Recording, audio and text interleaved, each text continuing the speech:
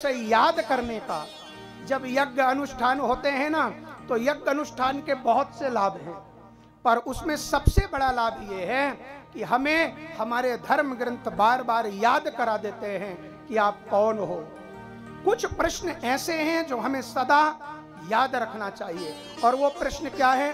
वो मैं कौन हूं? कुत आयाता, कहां से आया हूं? कामे जननी कामे ताता, मेरे माता पिता कौन हैं और अंत में कहां जाऊंगा? ये चार प्रश्नों का उत्तर यदि सही रूप में हमें पता हो तो फिर जीवन में कभी संकट नहीं आएगा, कभी भ्रम अशांति पैदा ही नहीं होगी हमारे मन में। मैं कौन हूं? तो गोस्वामी तुलसीदास जी कहते हैं, ईश्वर अंश जीव अविनाशी। अरे प्राणी, तो ईश्वर का अंश है, ब्रह्मास्मि तत्त्वमसि, ऐसा वेद कहते हैं। तुम आत्मा हो। कई बार हमसे गलती होती है, हम शरीर को ही मैं मान बैठते हैं, शरीर को, है ना? ये समझते हैं शरीर ही मैं है। नहीं, मैं अलग हूं और मेरा शरीर अलग है। और इसीलिए मैं आपसे ही एक बात पूछूं, अगर आपके शरीर में पीड़ा हो तो आप क्या कहोगे? क्या कहोगे? मेरे शरीर में पीड़ा हो रही है, ये कहोगे। सिर में पीड़ा हो तो कहोगे मेरे सिर में पीड़ा हो रही। हाथों में पीड़ा हो तो कहोगे मेरे हाथों में पीड़ा हो रही। कमर में दर्द हो तो कहोगे मेरे कमर में दर्द है महाराज जी। पूरे शरीर में पीड़ा हो तो आप कहेंगे मेरा पूरा शरीर दुख रहा है, दर्द हो रहा है। आप ये नहीं कह सकते कि मैं सिर दर्द कर रहा हूं या मैं हाथ दर्द कर रहा हूं।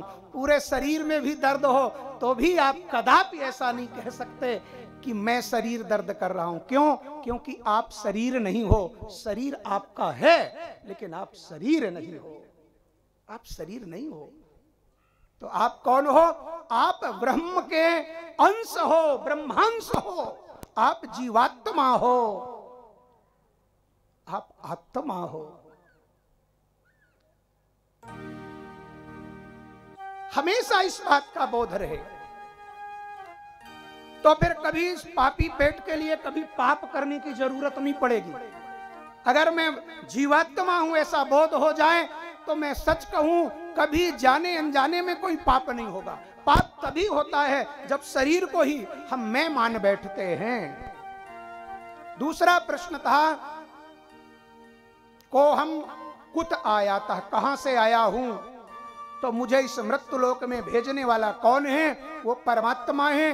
परमात्मा के इच्छा से मैं मां के गर्भ में आया, और जब तक उसकी इच्छा है तब तक मैं हूं। जिस दिन उसकी इच्छा होगी मुझे बुलाने की, तो संसार की कोई भी शक्ति मुझे यहां रोक नहीं सकती, कोई शक्ति। इसीलिए रावण कुटुंब संग चल दिया, लंका सुरहरी छोड़कर, कंसादि बाणासुर गए, वैभव से नाता तोड़कर। सब चले गए तो हमें भी जाना पड़ेगा। हम स्थायी रूप से इस मृत्यु लोक पर नहीं आए।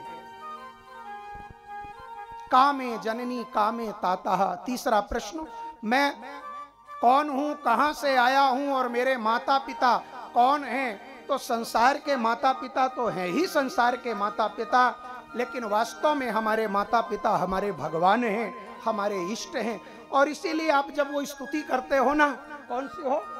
त्वमेव माता च पिता त्वमेव बंधुश्च सखा, तुम कहते हो। तो भगवान को सबसे पहले जब हम प्रार्थना करते हैं तो कहते हैं आप ही मेरी माँ हो, आप ही मेरे पिता हो। बताओ, भगवान भी बड़ा विचित्र है। माँ भी बन जाता है और पिता भी बन जाता है। हाँ, माँ के रूप में प्रेम देता है, पिता के रूप में हमारा पालन करता है वह परमात्मा। और अंत में हम कहाँ जाएंगे?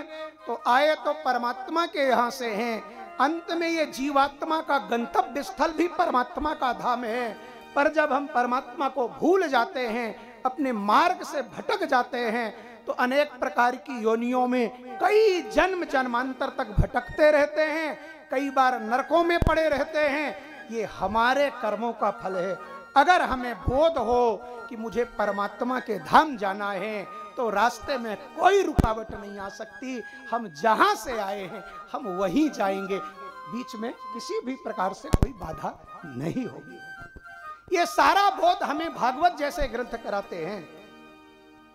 भागवत हमें जीव, जगत और जगदीश का बोध कराता है, माया तत्व का बोध कराता है,